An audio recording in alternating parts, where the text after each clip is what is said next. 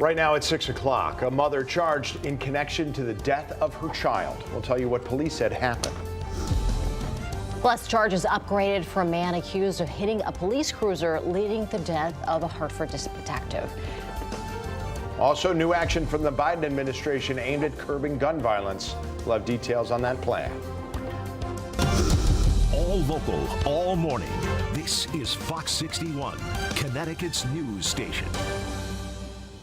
6 o'clock. Good morning. Happy Friday. Thanks for starting yours off with us here at Fox 61 America Areas. And I'm Tim Lammers. Good morning. Let's get right over to meteorologist Matt Scott. We've got a lot of rain coming this weekend to talk about. Today is fine. Let's just accentuate the positive. We're starting out with some low clouds, but we'll get a decent amount of sunshine.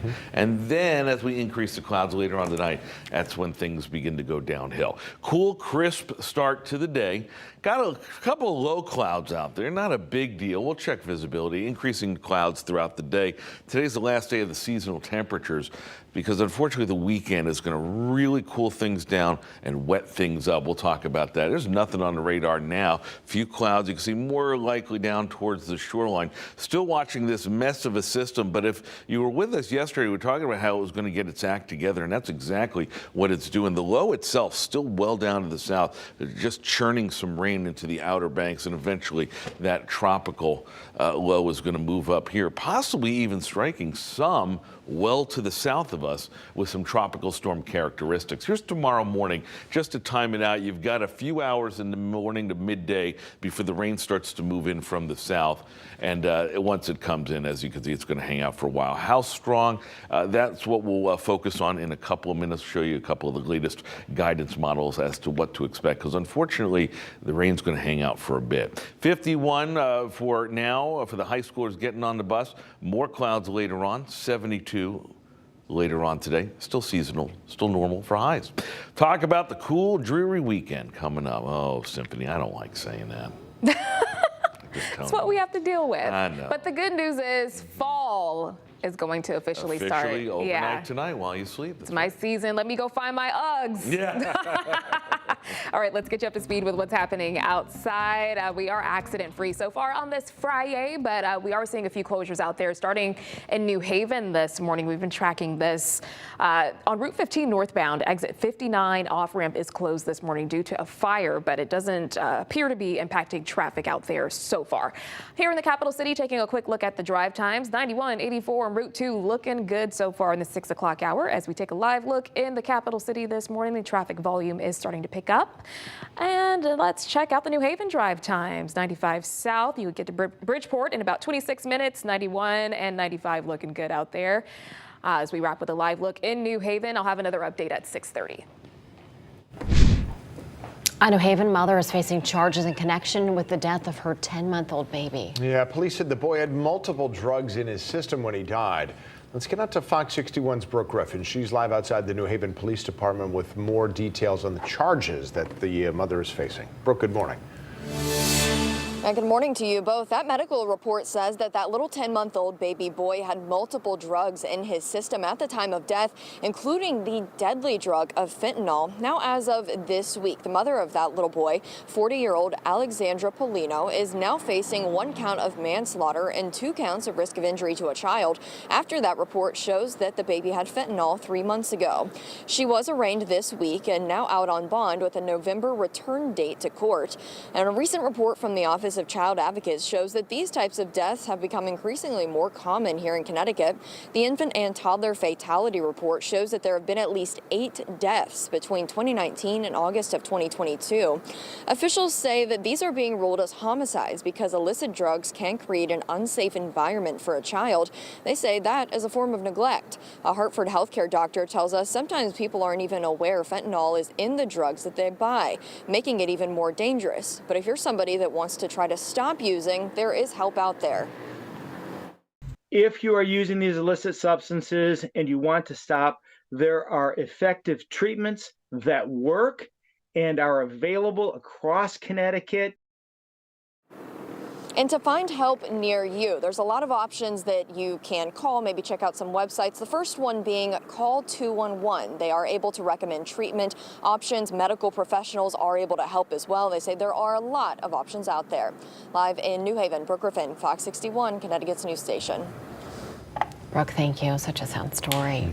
Now, the Connecticut Addiction Hotline is free and it's anonymous for anyone who needs assistance with addiction. You can call the number right there on your screen, 866-210-1303. A New Britain police officer is on restricted duty this morning after state police said he hit and killed a woman with his police cruiser. They said 40-year-old Catherine Cologne was crossing at West Main Street near Lexington Street early yesterday morning when the officer hit her. This morning, both the state police and Waterbury State's attorney's office are investigating, and the officer will be on restricted duty at least until the investigations are complete. Well, the 18-year-old man accused of killing a Hartford police officer is now charged with manslaughter and assault. Fox 61 was the only TV station in the courtroom as Richard Barrington faced a judge.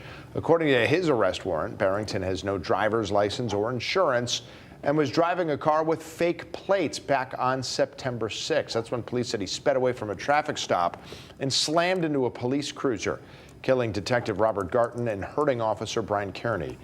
The report states that Barrington admitted to buying a fake plate from a friend and admitted to having marijuana and a scale in his car.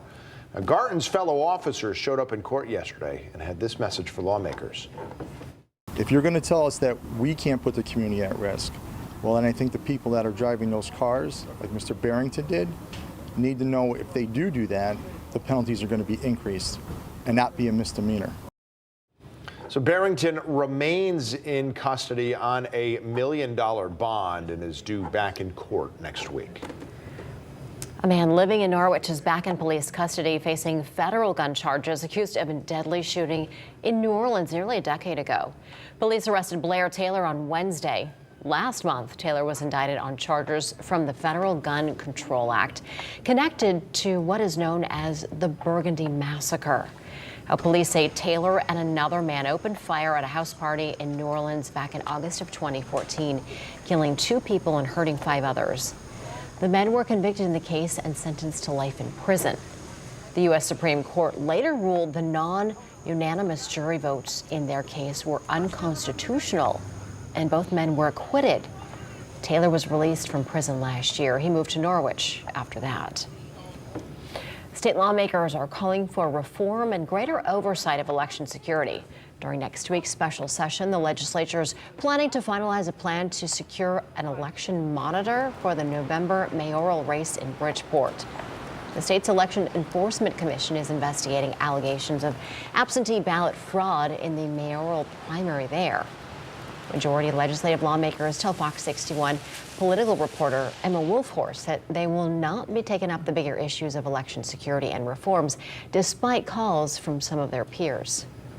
Obviously, it's too late for the primary, although an election monitor would not have been monitoring the drop boxes to have prevented this situation.